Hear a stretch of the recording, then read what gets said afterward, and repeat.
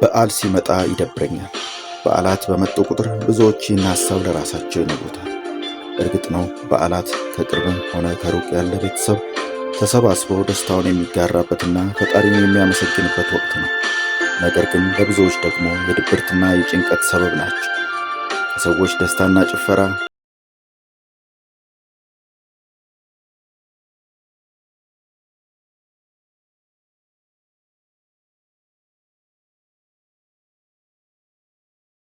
ምን ነው ይሄ በዓል የሚባል ነገር ባልመጣ የሚሉ ደግሞ ቁጥራቸው ትንሽ የሚባል አይደለም። ዛሬ በዚህ ቪዲዮ የብዙዎች ችግር ስለሆነው ነገር ግን ጥቂቶች ብቻ በግልጽ ስለሚናገሩት ከበዓል ደስታ ባሻገር ስላሉ ተቃራኒ ስሜቶች እናወራለን። በዓል የሚባል ነገር ባይመጣስ ያሉ ሰዎች እንዲህ ያስባላቸውን 6 የተመረጡ ምክንያቶችን ለእናንተ እናቀርባለን። እስከ መጨረሻው ከኛ ጋር ከቆያችሁ የማታውቁትን ታውቃላችሁ፣ በምታውቁት ላይ ደግሞ ትጨምራላችሁ፣ ታተርፋላችሁ። እንዲህ አይነት መረጃዎች በተከታታይ እንዲደርሷችሁ ላይክ፣ ሼር፣ ሰብስክራይብ ማድረግን አትርሱ። እናመሰግናለን። አሁን በቀጥታ ወደ ምክንያቶቹ እንለፍ። የመጀመሪያውና አንደኛው ሰዎች የበዓልን መምጣት እንዳይናፍቁ የሚያደርግ ነገር ሐዘን ነው።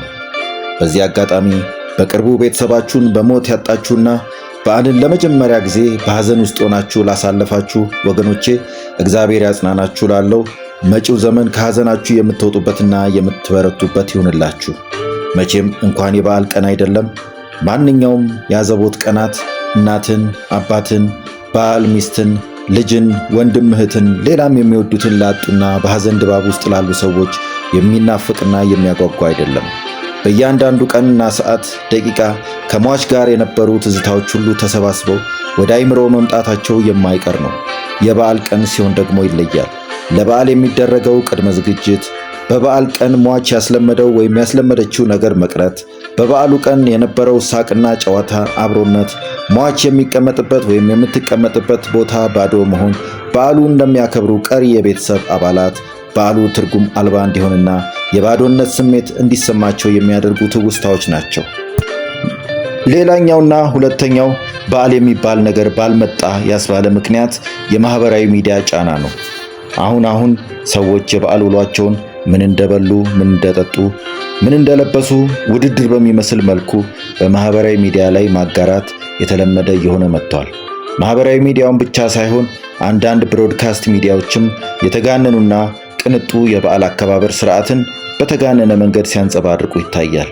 ይህ ማለት ሙሉ ለሙሉ ልክ ነው አይደለም የሚለው ነገር እንዳለ ሆኖ ታዲያ አብዛኛው በዝቅተኛ ኑሮ ውስጥ ያለ የህብረተሰብ ክፍል በእጁ ላይ ቢያንስ አንድ የሞባይል ስልክ፣ በቤቱ ደግሞ አንድ ቴሌቪዥን አይጠፋምና በሚዲያ ላይ የሚያየው ነገርና የጓዳው አቅም የሰማይና የምድር ያህል ሲራራቅበት በውስጡ ከሚሰማው የበታችነት ስሜት የተነሳ የበዓልን መምጣት ደግሞ ላይናፍቅና በጉጉት ላይ ጠብቀው ይችላል።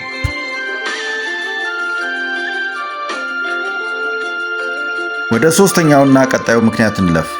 ሌላው በበዓላት ወቅት ሰዎች የማይደሰቱበት ነገር በጨዋታ መሃል ከቤተሰብ የሚነሳን ጥያቄ ፍራቻ ነው። በኢትዮጵያ ባህል እንደ ዓመት በዓል ባሉ ወቅቶች ላይ ለረጅም ጊዜያት ተራርቆ የቆየ ቤተሰብ፣ ወዳጅ ዘመድ ይገናኛል፣ ጨዋታው ይደራል። በጨዋታ መሃል ታዲያ የተለያዩ ጉዳዮች ይነሳሉ፣ ይጣላሉ። አንዱ ሌላውን ይጠይቃል። እስካሁን አላገባህም ወይም አላገባሽም? ምንድነው የምትጠብቁት? ልጅ ውለዱ እንጂ። አሁንም በቤት ኪራይ ነው የምትኖሩት? እስካሁን ስራ አልያዝክም ወይም አልያዝሽም? በመጀመሪያው ደሞዝ ጋብዘን እንጂ። እንዲህ አይነት ጥያቄዎች በጨዋታ መሃል በፈገግታ ታጅበው ቢመጡም የተጠያቂውን ስሜት ሊጎዱና ሊያደበዝዙ ይችላሉ። ምክንያቱም አንዳንዶች እነዚህን የመሳሰሉ ጉዳዮች በጭራሽ እንዲነሱባቸው ስለማይፈልጉ።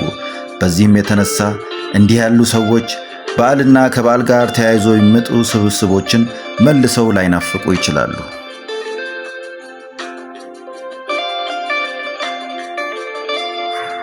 ሌላው በበዓላት ወቅት የጭንቀትና ውጥረት ሰበብ የሆነው ብቸኝነት ነው። ብዙዎች የበዓል ቀናትን ከቤተሰብ ከወዳጅ ዘመድ ጋር ተሰባስበው የሚያከብሩትን ያህል ከዚህ ባልተናነሰ ደግሞ አንዳንዶች በስደት፣ በሥራ ምክንያት ከቤተሰብ በመራቅ ቤተሰብን በሞት በማጣትና በመሳሰሉት ምክንያቶች በበዓል ቀን ብቻቸውን ለማሳለፍ ይገደዳሉ። እንዲህ ያሉ ሰዎች በአካባቢያቸው የሚደረገው ደማቅ የበዓል አከባበር ድባብ ደግሞ ያሉበት የብቸኝነት ስሜት በይበልጥ ጎልቶ እንዲሰማቸውና የድብርት ወይም የባዶነት ስሜት